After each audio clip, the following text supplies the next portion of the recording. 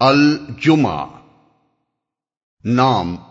آیت 9 کے فقرے اذا نودی للصلاۃ من یوم الجمعہ سے ماخوذ ہے۔ اگرچہ اس سورہ میں نماز جمعہ کے احکام بھی بیان کیے گئے ہیں، لیکن جمعہ بحیثیت مجموعی اس کے مضامین کا عنوان نہیں ہے، بلکہ دوسری سورتوں کے ناموں کی طرح یہ نام بھی علامت ہی کے طور پر ہے۔ زمانہ نزول،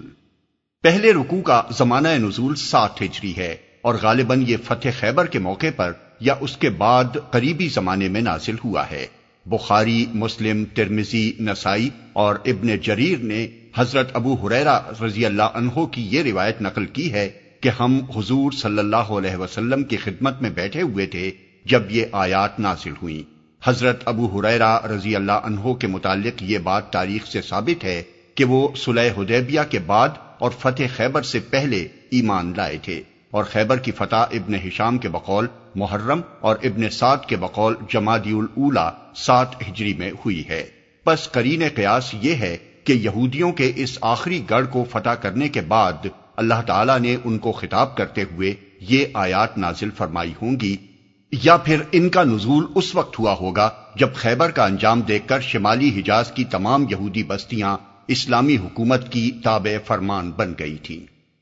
دوسرا رکوع ہجرت کے بعد قریبی زمانے ہی میں نازل ہوا ہے، کیونکہ حضور صلی اللہ علیہ وسلم نے مدینہ طیبہ پہنچتے ہی 5ویں روز جمعہ قائم کر دیا تھا، اور اس رکوع کی آخری آیت میں جس واقعے کی طرف اشارہ کیا گیا ہے وہ صاف بتا رہا ہے کہ وہ اقامت جمعہ کا سلسلہ شروع ہونے کے بعد لازماً کسی ایسے زمانے ہی میں پیش آیا ہوگا جب لوگوں کو دینی اجتماعات کے آداب کی پوری تربیت ابھی نہیں ملی تھی۔ موضوع اور مضامین،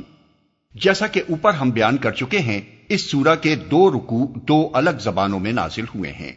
اسی لیے دونوں کے موضوع الگ ہیں اور مخاطب بھی الگ، اگرچہ ان کے درمیان ایک نوع کی مناسبت ہے جس کی بنا پر انہیں ایک سورہ میں جمع کیا گیا ہے، لیکن مناسبت سمجھنے سے پہلے ہمیں دونوں کے موضوعات کو الگ الگ سمجھ لینا چاہیے۔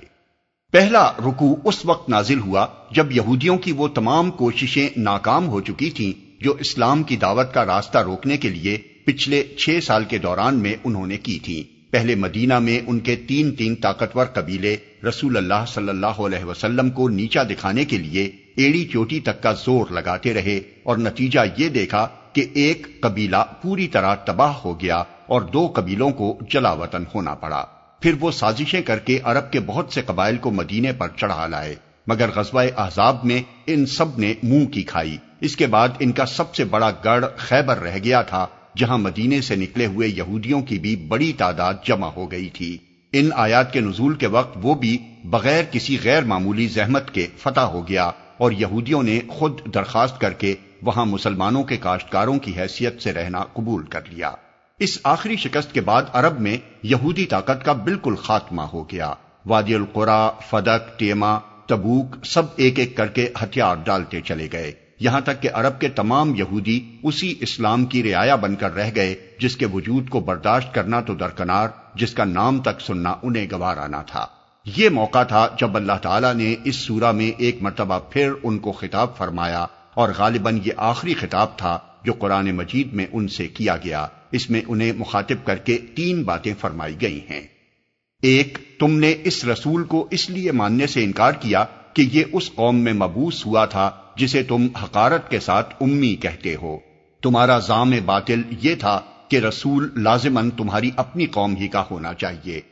تم یہ فیصلہ کیے بیٹھے تھے کہ تمہاری قوم سے باہر کا جو شخص رسالت کا دعویٰ کرے وہ ضرور جھوٹا ہے، کیونکہ یہ منصب تمہاری نسل کے لیے مختص ہو چکا ہے، اور امیوں میں کبھی کوئی رسول نہیں آ سکتا۔ لیکن اللہ نے انہی امیوں میں سے ایک رسول اٹھایا ہے جو تمہاری آنکھوں کے سامنے اس کی کتاب سنا رہا ہے، نفوس کا تزکیہ کر رہا ہے، اور ان لوگوں کو ہدایت دے رہا ہے جن کی گمراہی کا حال تم خود جانتے ہو۔ یہ اللہ کا فضل ہے جسے چاہے دے، اس کے فضل پر تمہارا اجارہ نہیں ہے کہ جسے تم دلوانا چاہو اسی کو وہ دے، اور جسے تم محروم رکھنا چاہو اسے وہ محروم رکھے۔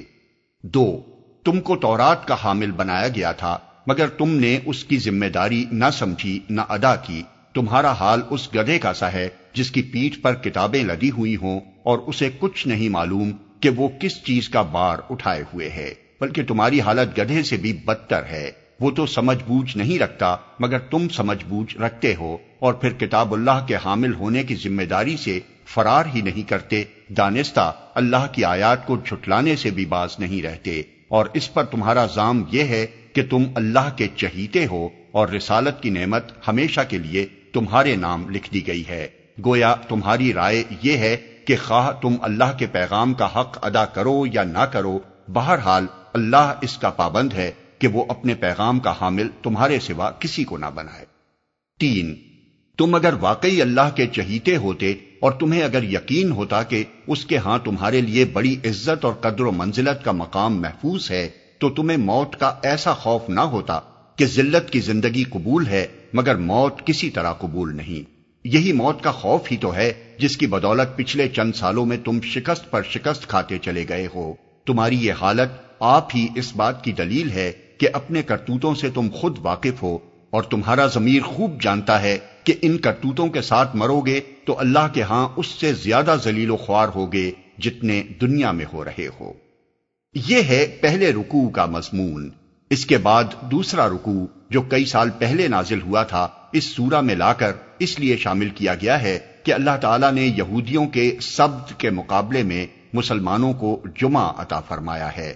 اور اللہ تعالیٰ مسلمانوں کو متنبہ فرمانا چاہتا ہے کہ وہ اپنے جمعہ کے ساتھ وہ معاملہ نہ کریں جو یہودیوں نے سبت کے ساتھ کیا تھا۔ یہ رکوع اس وقت نازل ہوا تھا جب مدینے میں ایک روز عین نماز جمعہ کے وقت ایک تجارتی قافلہ آیا اور اس کے ڈھول تاشوں کی آواز سن کر 12 آدمیوں کے سوا تمام حاضرین مسجد نبوی سے قافلے کی طرف دوڑ گئے، حالانکہ اس وقت رسول اللہ صلی اللہ علیہ وسلم خطبہ ارشاد فرما رہے تھے۔ اس پر یہ حکم دیا گیا کہ جمعے کی اذان ہونے کے بعد ہر قسم کی خرید و فروخت اور ہر دوسری مصروفیت حرام ہے۔ اہل ایمان کا کام یہ ہے کہ اس وقت سب کام چھوڑ چھاڑ کر اللہ کے ذکر کی طرف دوڑیں، البتہ جب نماز ختم ہو جائے تو انہیں حق ہے کہ اپنے کاروبار چلانے کے لیے زمین میں پھیل جائیں۔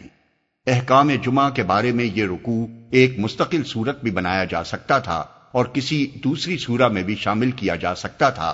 لیکن ایسا کرنے کے بجائے خاص طور پر اسے یہاں ان آیات کے ساتھ لا کر ملایا گیا جن میں یہودیوں کو ان کے انجام بد کے اسباب پر متنبہ کیا گیا ہے۔ اس کی حکمت ہمارے نزدیک وہی ہے جو اوپر ہم نے بیان کی ہے۔